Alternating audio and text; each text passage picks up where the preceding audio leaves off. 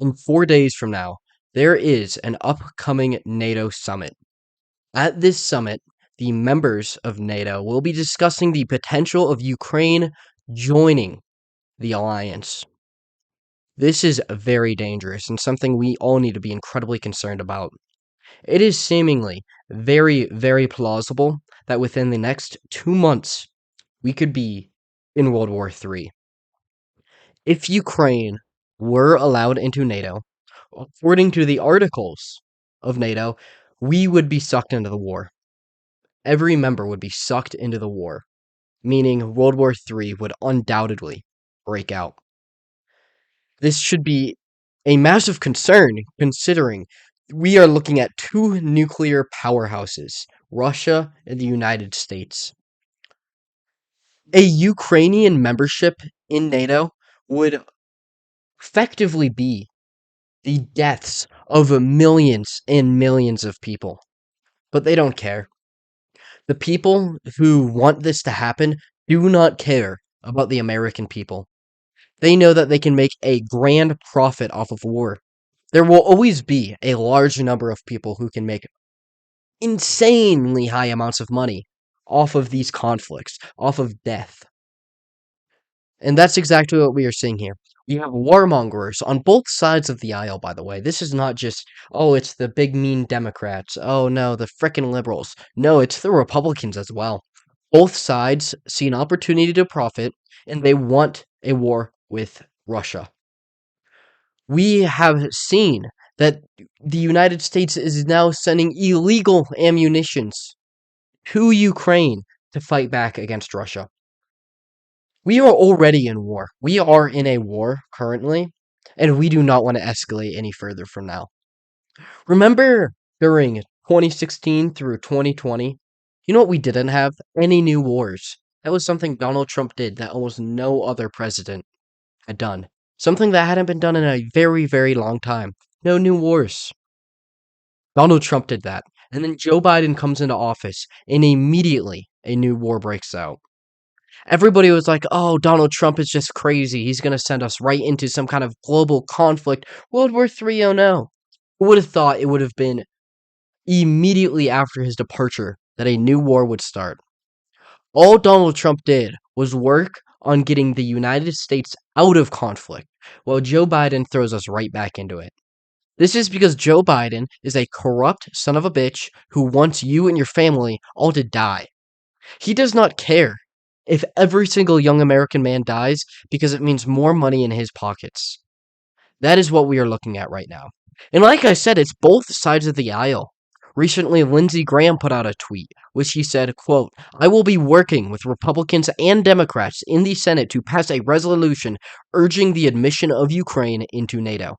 The best way to prevent future wars and promote peace is to create security guarantees that make aggressor nations think twice before starting wars. Ukrainian NATO membership is vital to the future security of Europe and the world. I believe there is an overwhelming majority of senators supporting this proposition. Lindsey Graham wants war. Lindsey Graham wants your young American brothers, your sisters, your sons, your daughters, mostly young men, right? That's what we're looking at. The guys on the front line, it's all going to be young American men. Your brothers, your sons, your fathers, I don't know. All the groups. They're going to be sent off to war. It's no good. It's not something we want at all. I mean, who wants more death? Do you really, really want to trust these warmongering pieces of shit? No, I don't.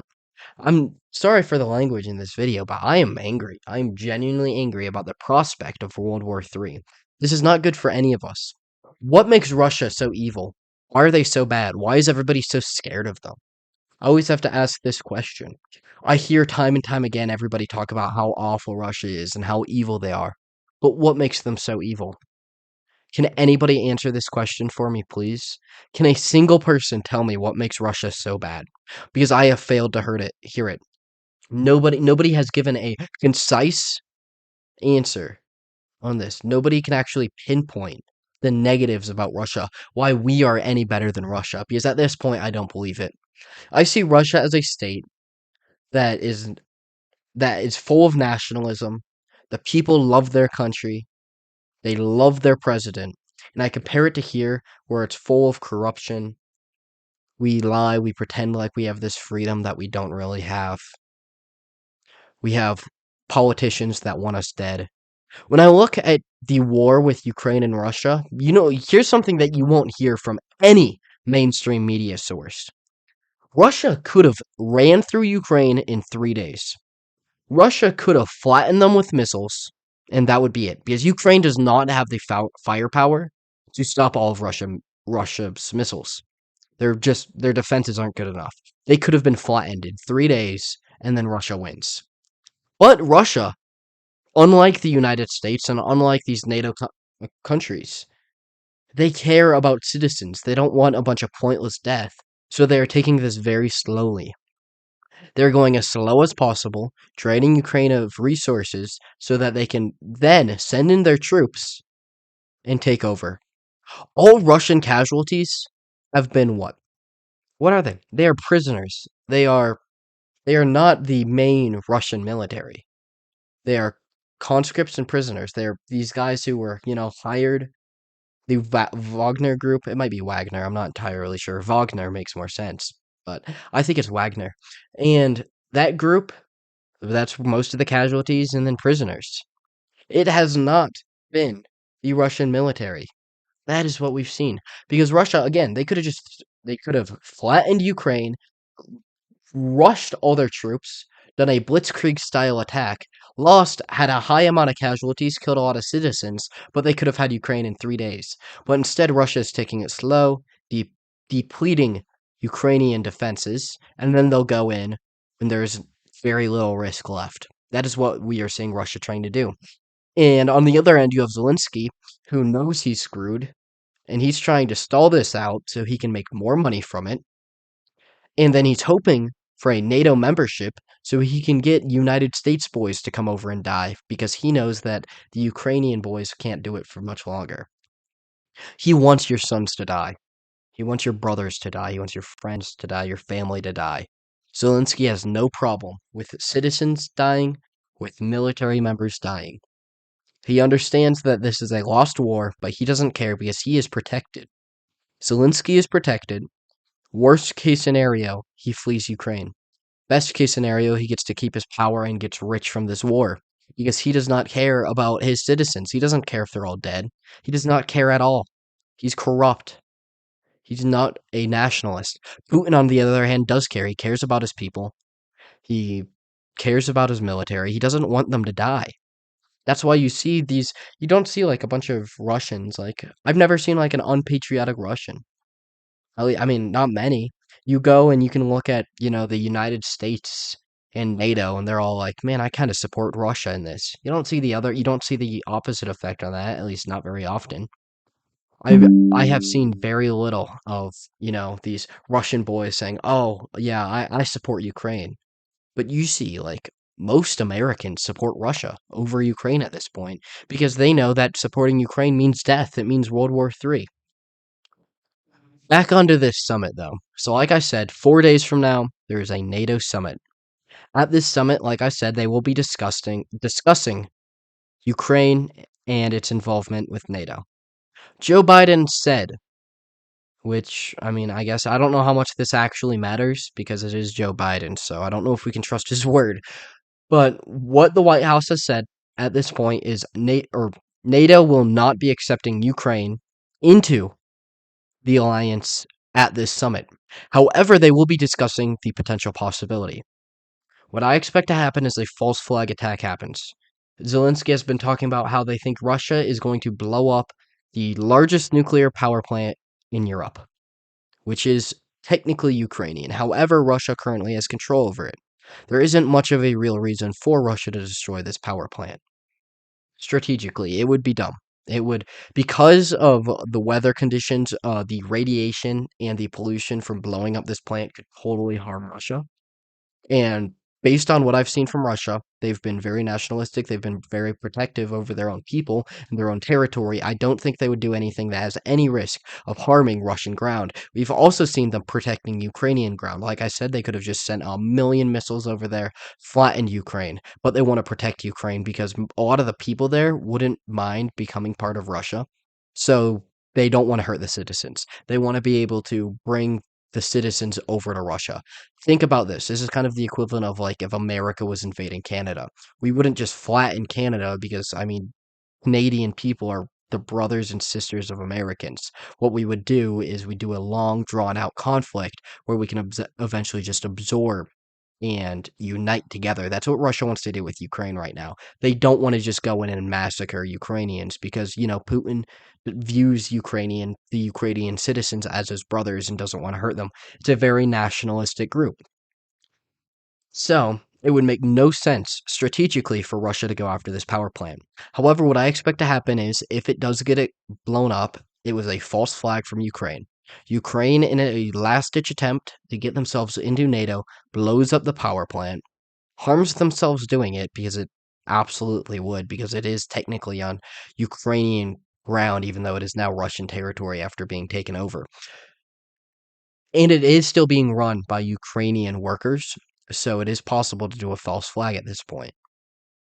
They do the false flag. They get they're like, "Hey, look, Russia is now willing to use nuclear power. They're willing to destroy nuclear plants, and what's next is using nuclear weapons." They use this as a way to get themselves into NATO. At this summit, they will be discussing the potential of Ukraine getting in.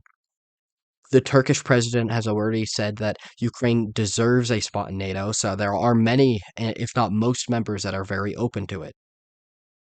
It is very likely that within the next month, Ukraine either gets into NATO naturally, or they do a false flag and get themselves in. And I expect this to be over a 1 to 2 month span. At that point, when Ukraine is into NATO, World War III begins. Because according to the articles, I believe it's Article 5, the countries of NATO would have to step in and officially go to war with Russia. Of course, we still have our constitution, so it wouldn't be America immediately declares war. It would be America. It would go to, the House. It would go to Congress, right? It would go to Congress, and then potentially we could end up in a war. This is very, very dangerous. This is not something we want to happen. So what we need to do is keep Ukraine out of NATO. Hopefully, we can at least. Hopefully, Russia just takes over NATO by 2025. But if not, we'd have to stall this out and hope that Donald Trump can get in and solve this. Because I guarantee Donald Trump could correct this and create peace within the first day he's in office, like he has promised. What would likely happen is a ceasefire would be negotiated, and Ukraine would have to give up a little territory to Russia, which seems completely reasonable at this point. I mean, Ukraine, they were they were in talks with NATO, which was agreed that wouldn't happen between Russia and NATO. It was agreed that that would not happen with NATO or happen with Ukraine. So now that it's happened and Russia has shown that they're not playing around, it's only fair that Russia gets part of the Ukrainian territory and then Ukraine gets the ceasefire. That is the best case scenario at this point. That's how we avoid a world war. If you disagree, say why. Say why in the comments. I want to hear your guys' opinions. Because I haven't seen a good reason why Russia's actually the bad guy that doesn't just seem like obvious United States propaganda. What has Russia done that's so bad? I mean, they just seem like a Christian nationalistic nation, and I don't think that's something we can say about ourselves at this point. I wish it was. I wish America was a Christian nationalistic nation, but it's not, and Russia seems to be, and they're willing to fight against these the elites that are hurting us, really. And yeah, honestly, like think about this for a second. Russia has gone after the certain group. We've seen this. Putin's gone after a certain group, kicking them out of the nation when they've attempted to cause harm. If you don't know what the group is, it starts with a Z, um, ends with ists. You can figure out the rest. I don't think I can say it on YouTube, so I'm gonna be a little careful with my words. But I'm sure you all know who I'm talking about. The the ding I don't have a bell. I wish I did. If I had a little bell, that would be great. Pull a Ryan Dawson, just bell it whenever I'm talking about the group. But if you know, you know. If you don't, that's all right. Just go watch a Ryan Dawson stream or go watch him on Fresh and Fit or something. Very, very good, by the way. He's talking about 9/11 on there. It's great. But yeah, that group. Putin has done a lot to fight back against them. Putin seems to be on our side. I fully believe Putin is a leader that actually cares about his people. I don't think he's as corrupt as Western politicians, and I definitely don't think he's as corrupt as Western politicians make him out to be. He he seems to be just like a nationalistic guy who loves his country, and the people love him too. He is very loved in Russia, and that is you can't contradict that. There's no way around it. He is very loved. And on the opposing end, I mean, would you really rather be in a nation led by Joe Biden or Vladimir Putin? I'd take Putin as my leader any day of the week. I'd take Putin over Biden, Putin over Zelensky, Putin over Obama. He seems to be a good, strong leader, and I can respect that. I'm going to wrap up the video, though, on that note. So, yeah, prepare for World War III, ladies and gentlemen. You know what? That's why we got to hit Jim. That way, when the bad guys come, we can pew. When I say bad guys, I don't mean the Russians. I mean the our own military when they come in to take away our rights. Because that's probably what's going to happen next to just distract the nation with World War III and then use that to come take our rights. So hit Jim so you can get absolutely jacked for the revolution. Very epic, very epic.